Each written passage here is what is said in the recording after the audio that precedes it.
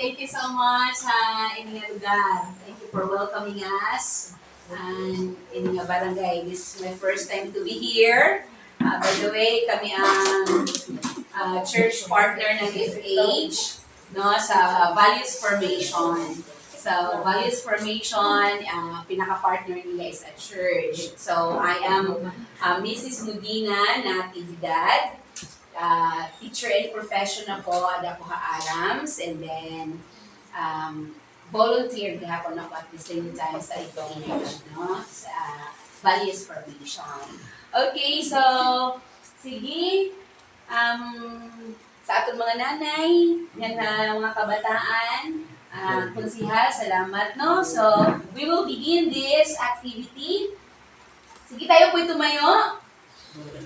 Okay, sisimulan po natin ito sa isang panalangin. Kasi atin na po natin aya for an action song mamaya para ma-strengthen gaganahan.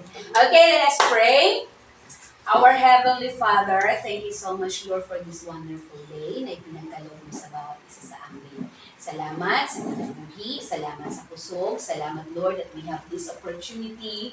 Thank you, God, na lahat po ng mga pag-aralan namin, Panginoon, ay maisabuhay po namin and magagamit po namin in the future, especially for these children, Lord, that they will grow na may kahadlukain mo and that they will grow successfully and they will be a blessing ni na barangay sa Poblasyon 1. They will also be a blessing to their families.